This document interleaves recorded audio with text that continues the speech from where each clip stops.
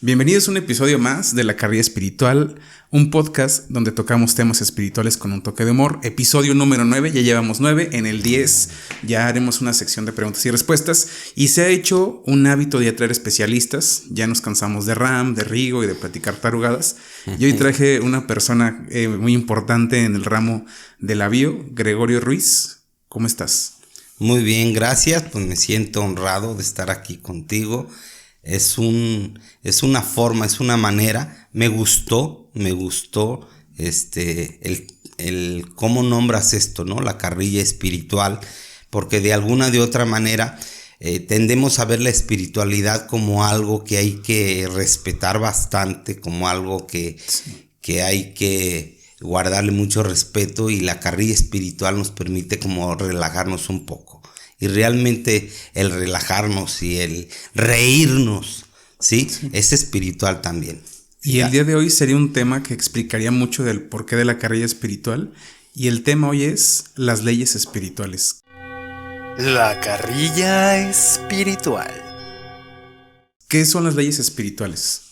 Bueno, en sí, todos los seres humanos en algún momento de nuestra vida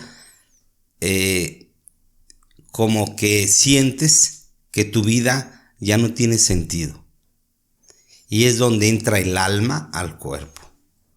Cuando el alma empieza a tomar poder, ya empieza a cuestionarse cosas que antes no te cuestionabas. Por ejemplo, ¿para qué estamos aquí? ¿Qué estamos haciendo? ¿Cuál es el objetivo de estar en esta vida?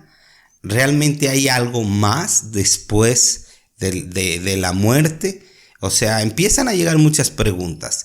Y las leyes espirituales, como la palabra lo dice, son leyes que nos permiten iniciar ese camino de iniciación espiritual para ir evolucionando a nivel mental, a nivel físico y obviamente a nivel espiritual.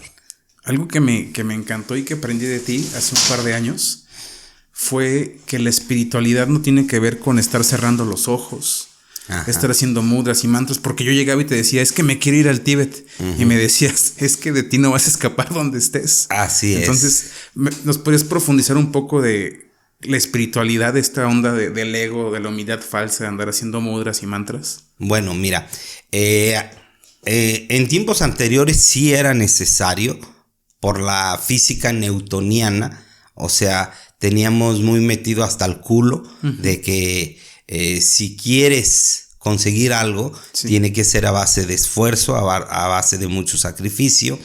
Cuando nosotros pasamos esta era de Piscis, donde era la ley del esfuerzo, la ley del mayor esfuerzo, y entramos a la era de Acuario, todo esto ya no vibra, no entra.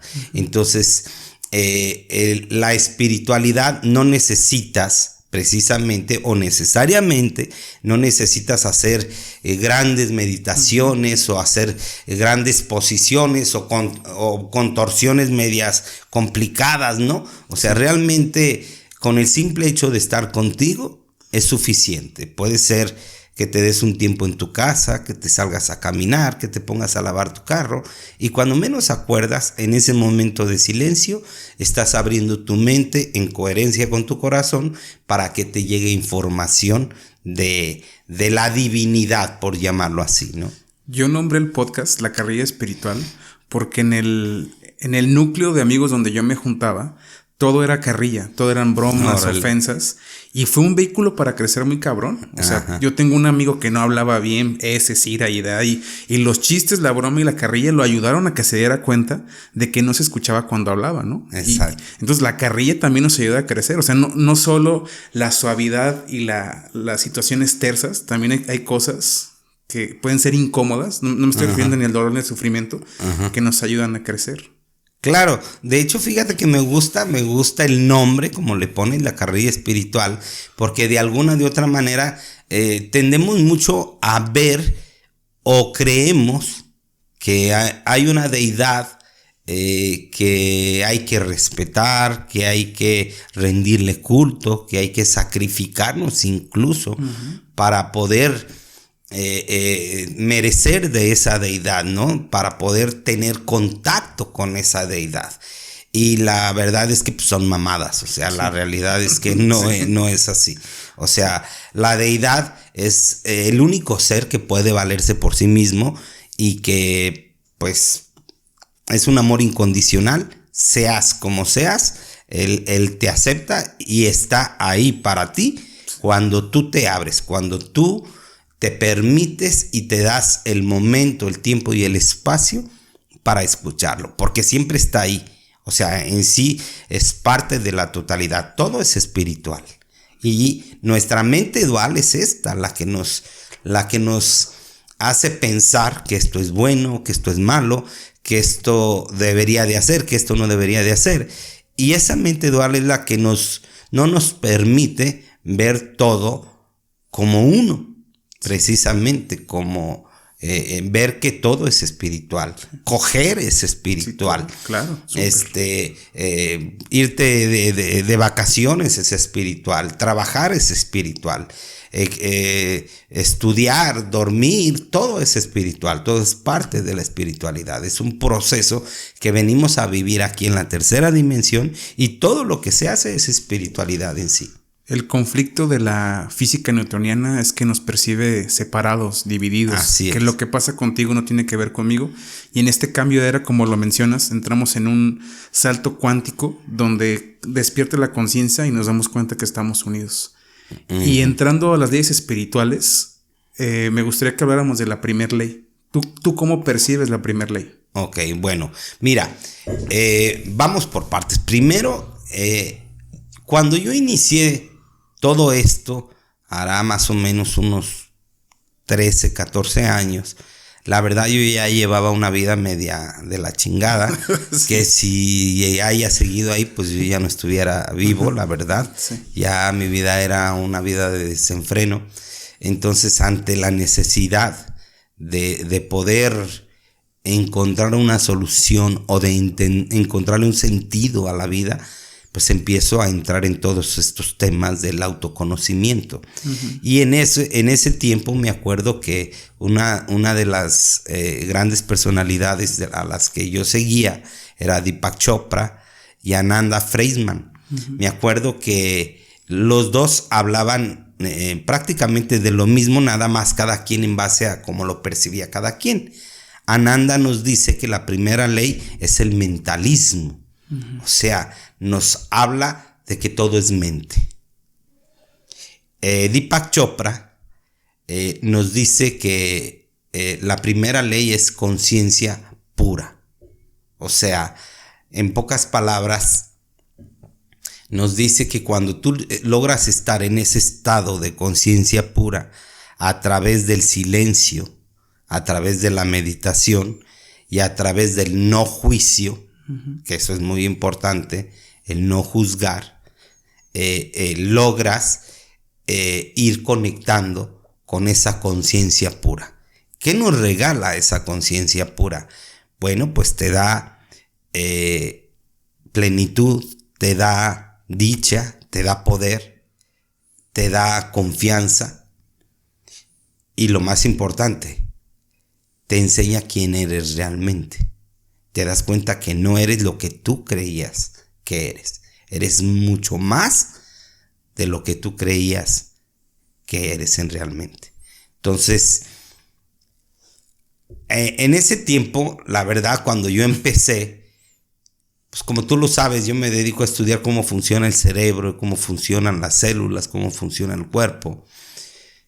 Y en ese entonces, en mí solamente dominaba el cerebro reptiliano. Sí.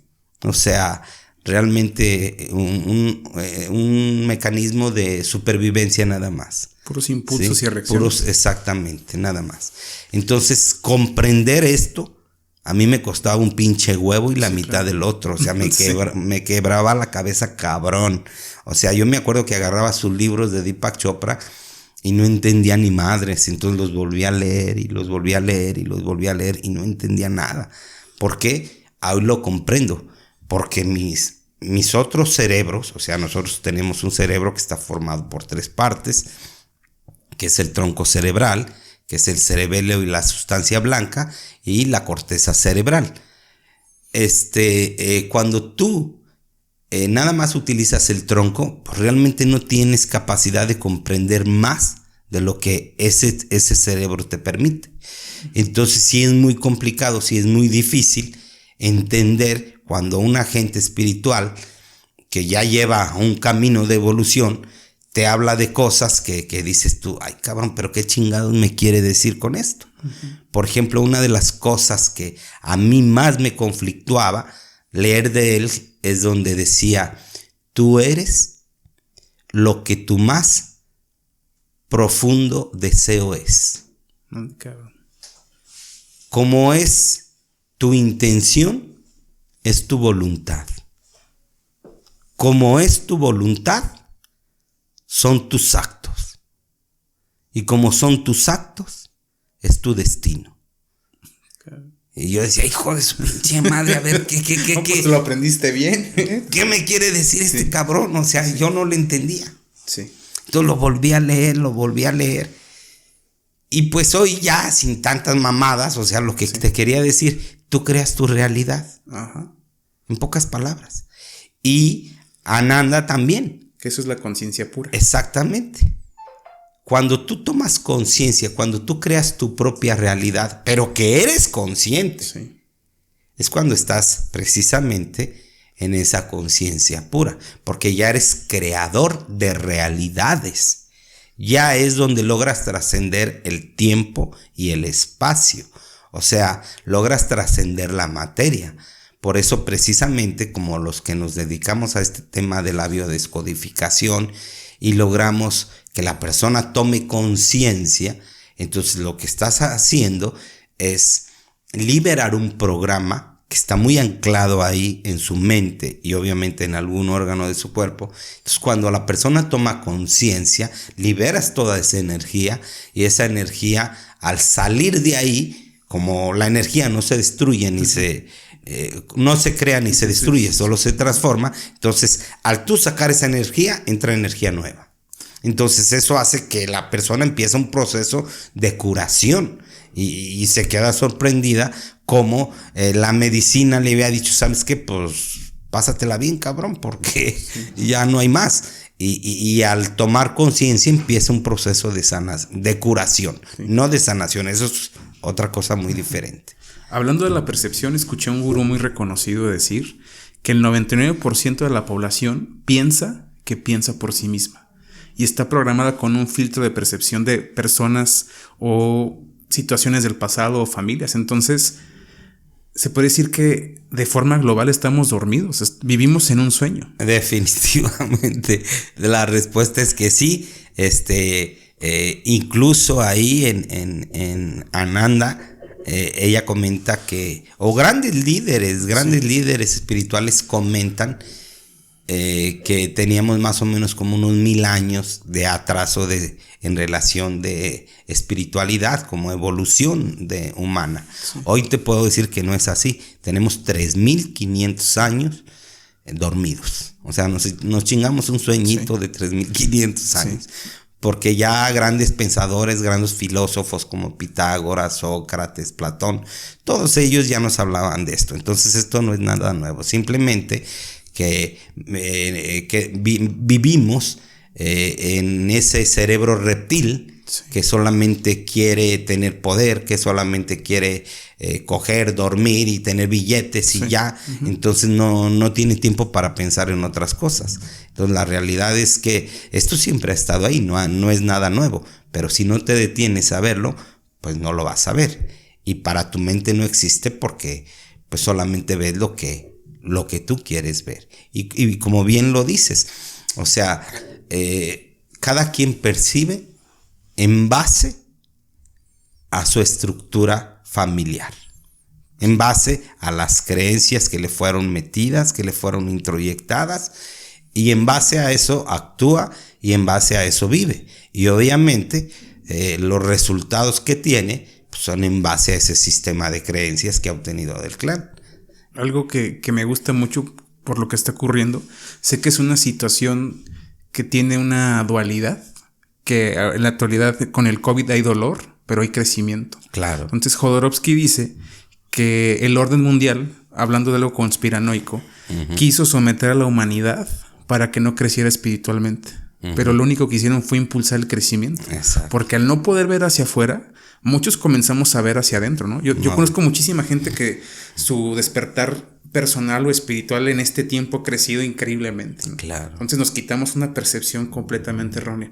¿Cómo podría yo aplicar la primera ley espiritual?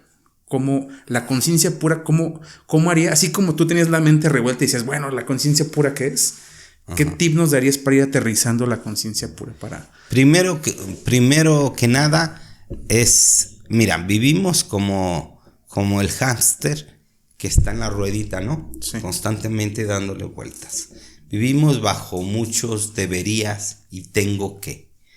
Entonces, tu mente te hace creer que si no haces lo que deberías de hacer, la vida no va a funcionar. O sea, que se te va a acabar el dinero, que se te va a acabar el trabajo, que tu nivel de vida va a cambiar y, en fin, hay muchas inseguridades y muchos miedos, ¿no? Entonces, primero que nada, la clave es salirte de la rueda, o sea, salirte del sistema. ¿Cómo es salirse del sistema? Darte tus tiempos y tus espacios para ti, ver las cosas desde afuera, lo que en física cuántica le llamamos el efecto observador, sin juicios. Nada más observar, oye, cómo voy trabajando, cómo me comporto con mi familia, cómo me comporto en el trabajo, en cuestión económica, cómo manejo mis finanzas. Entonces, cuando ya empiezas a cuestionarte, entonces empiezas el camino iniciático del autoconocimiento. Primero que nada es salirte. Y en base a que te sales, empiezas a observar y te das cuenta cómo vives. Y ahí es donde comienza el camino. En meditación en Oriente le llaman el testigo. Me convierto en un testigo de lo que pasa y quito las etiquetas. Como lo he comentado mucho en un libro de Fritz Perls, el creador de la psicoterapia gestal. Él era practicante del budismo zen y una frase dice, una flor es solo una flor. Y todo lo demás que yo le veo a la flor es una proyección, introyección mía. Las espinas, los pétalos o lo que yo quiera ver. Entonces eso me ayuda a salir de la rueda, ¿no? Hacerme un testigo, un observador. Exactamente. O sea, cuando tú te das cuenta cómo vives, sin juicios, como le dices tú, sin etiquetas, o sea, tienes más opciones. Desde el simple hecho en que te sales del sistema, que quiero aclarar porque hay mucha gente que está muy metida en el sistema, cree que el salirse del sistema es, no sé, ser un ermitaño o ser un santo, ¿no? Que se la va a pasar rezando todo el día y pues no es esto. Es usar el cerebro real, lo que le llamamos como el supercerebro. ¿Qué es esto? O sea, que yo me meto al sistema cuando yo quiero y me salgo cuando yo quiero. No que vivo dentro del sistema y que no veo escapatoria de cómo poder salir de ahí. Entonces, cuando tú te sales, tú eliges en qué momento te metes y en qué momento te sales. Pero ya eres consciente de que no nada más existe el sistema, sino que hay otra manera de vivir que es muy diferente a la del sistema y que te permite realmente conocer muchas cosas que antes siempre estuvieron ahí, pero que no habías visto. A lo mejor te habías enfocado, como dices, en el tallo, en las espinas, pero no te habías dado cuenta de la flor. Y cuando observas realmente la flor, observas la belleza. Y esa belleza es una belleza que hay en tu interior. Entonces, la flor no es más que una proyección de tu propia belleza. ¿Qué concluirías de todo lo que has compartido? ¿Cómo sería un extracto de lo que comentas desde la espiritualidad, que es las etiquetas, la conciencia pura y algún tip? Ok. Primero que nada, no hay reglas como para que tú tienes que entrar en el camino de la espiritualidad. O sea, eso es cuando te nace a ti. Una de las primeras mamadas que hacemos es cuando un niño nace, ya lo estamos estigmatizando ante muchos programas y ante una religión. O sea, pues, no tienen ni la puta idea de lo que es una religión y ya se la ensartaste adentro, ¿no? Y hasta el nombre, ¿no? Creo que te llames Juan porque yo no cumpliste con mi papá. Exactamente. Entonces, les echamos un chingo de cargas que la verdad, cuando eres consciente dices, ay cabrón, o sea, pues no teníamos conciencia, ¿no? Pero en primera, el caminar espiritual es decisión propia. Nadie te tiene que obligar a decir, es que tú tienes que hacer esto para llegar a Dios. No, aquí eso no funciona. Eso tiene que salir de ti. Número 2, empezar por observar cómo vives y qué es lo que quieres cambiar. ¿No te gusta el trabajo que tienes? ¿No te gusta la pareja que tienes? ¿No te gusta no sé, tu forma de alimentarte? Bueno, ok, ya que lo viste, sin juicios, sin culpar al otro, sin culparme a mí, ¿cómo puedo pasar a la acción? ¿Cómo lo soluciono? Porque el tomar conciencia te permite ver muchas otras opciones. Pero si no pasas a la acción, pues definitivamente solamente se quedó en eso, en una toma de conciencia nada más. Y hasta que pasas a la acción, lo vives, lo experimentas, a eso se le llama trascendencia. Muy bien. ¿Sí? Entonces, en sí, yo lo diría en 3 puntos. 1, que sea tu elección. O sea, que no sea algo que te impongan. Número 2, observarte sin juicios y hacer los cambios que consideres pertinentes. Y hasta que los hagas, los experimentes y los vivas, es cuando entonces sí ya puedes decir, ya conocí lo que es ser esto. Y es donde ya puedes hablar de esto que ya has vivido, que ya has experimentado. En pocas palabras, cuando lo trasciendes, es cuando ya tienes el poder de decirlo. Y tienes incluso el poder de ayudar a otros que vienen más atrás, que aún no han trascendido esto, pero tienes ya la habilidad de poder ayudarlos porque ya lo viviste. Muy bien. Para ir cerrando, mi perspectiva es que la espiritualidad siempre es y siempre está. Está en un chiste, en una caricia, está en un acto de dolor o en un acto de crecimiento. Y la espiritualidad, desde mi perspectiva, es la conciencia de saber que pertenecemos a la divinidad. Y al tener conciencia de esto, también soy un Dios creador de lo que está ocurriendo.